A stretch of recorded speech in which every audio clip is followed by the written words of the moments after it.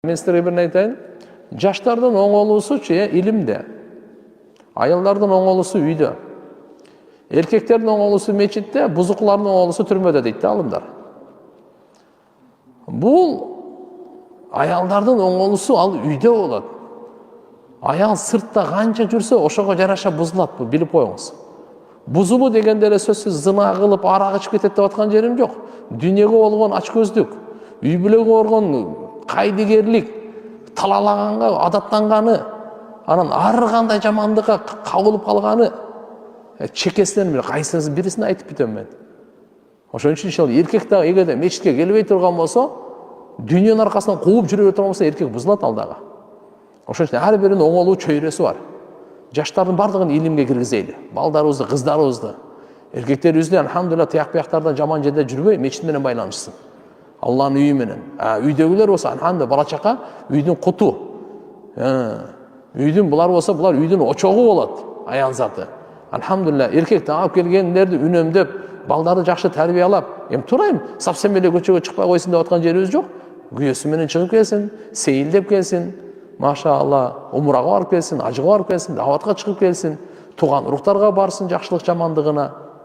Анча-мынча эс алып келсин, бирок махрамы менен, бирок жөн эле көчөдө жүрүп алып эле жарым жылаңач болуп, нар жак жерде кыдырган ал болбойт ал. Сизге Алла разы болсун. Сиз себеп болуп динге хижапка келдим.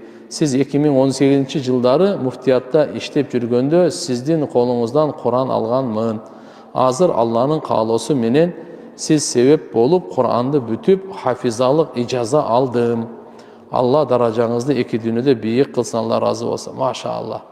Алла разы болсун иншалла. Башкаларга дагы ошо Куранды үйрөтүңүз, ошого мээнет кылыңыз. Жараткан даражаңызды бийик кылсын. Чоң рахмат.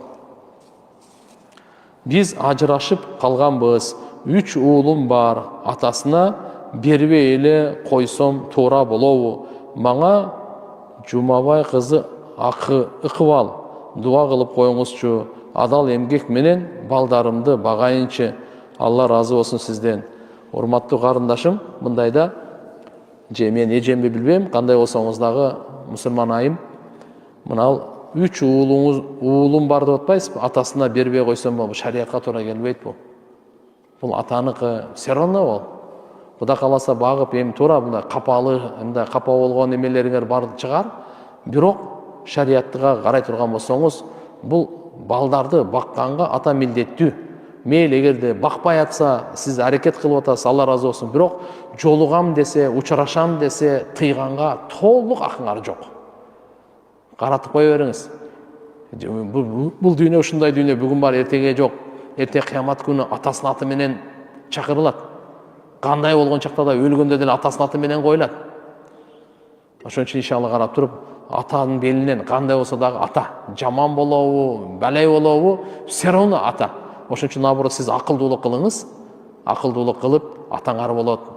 Кайш айтпагыла, жаман сүйлөбөгүлө, жакшы учурашып, все кандай болсо дагы мен кичине ушундай болуп калды, но все равно атаңар деп сиз наоборот акылдуулук мамиле кылыңыз. Дагы иншалла алар менен байланыштырып, катташтырып кое бериң. Кемибейсиз, Кудай кааласа балдарга жакшы болот, өзүңүзгө жакшы болот.